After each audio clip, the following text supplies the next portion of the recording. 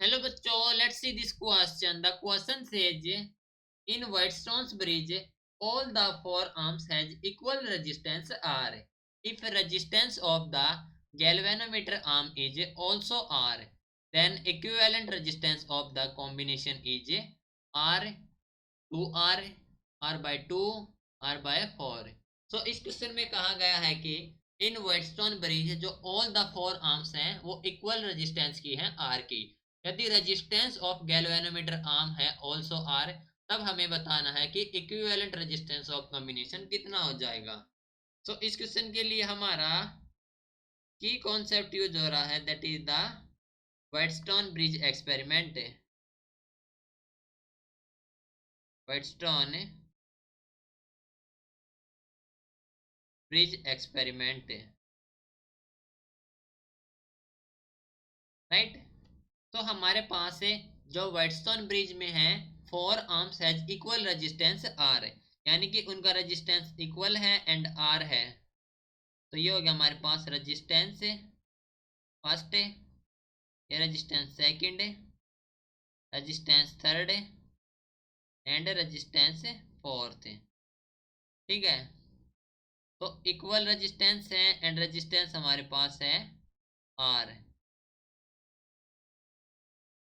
This one is the R, this is R, ये भी are है और सेम आर. ठीक है, एंड ये हमारे पास कनेक्ट है एक गैल्वेनोमीटर से.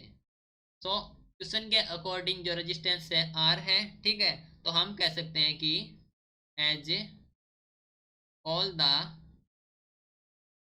Four arms has equal resistance R, as equal resistance R. ठीक है, सो इट इज बैलेंस हो जाएगा, इट इज बैलेंस्ड.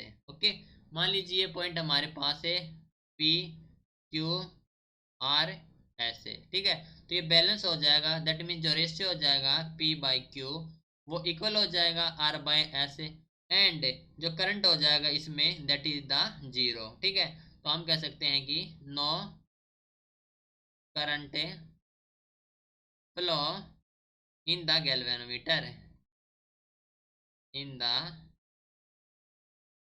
गैल्वेनोमीटर. ठीक है, तो क्या होगा, जो रेजिस्टेंस है विल नॉट वर्किंग है.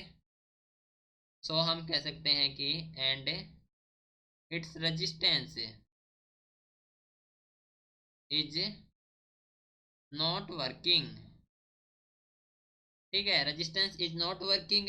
तो कोरस्पॉन्डिंग करंट हमारे पास क्या हो जाएगा, हमें कैलकुलेट करना है इक्विवेलेंट रेजिस्टेंस से. ठीक है, तो हमारे पास जो सर्किट डायग्राम हो जाएगा, दिस इज द, ये हमारे पास रेजिस्टेंस है, ये हमारे पास दो रेजिस्टेंस सीरीज में है एंड ये दो रेजिस्टेंस बाकी वाले सीरीज में है. तो जो सर्किट डायग्राम हो जाएगा उसमें हमारे पास रेजिस्टेंस होंगे इन सीरीज में. ठीक है, एंड ये होंगे साथ में इन दो रेजिस्टेंस के पैरेलल में. ओके, ये हमारे पास है, मान लीजिए पॉइंट ए था, ये पॉइंट बी था. ओके, तो यहाँ पर जो रेजिस्टेंस है that is R, R, R और आर. ठीक है, ये सीरीज में हो गए. अब देखो, ये रेजिस्टेंस है आर एंड ये रेजिस्टेंस आर, ये हमारे पास सीरीज में, ये रेजिस्टेंस आर एंड ये रेजिस्टेंस आर है सीरीज में. ठीक है, एंड इसके बाद जो हमारे पास सर्किट डायग्राम बनेगा उसमें हो जाएगा हम ये अपर वाले एंड लोअर वाले पैरेलल में. तो ये हो जाएगा हमारे पास सीरीज वाले का ऐड हो जाएंगे, तो R plus R 2R and downward वाले के लोअर वाले के R plus R that is also 2R.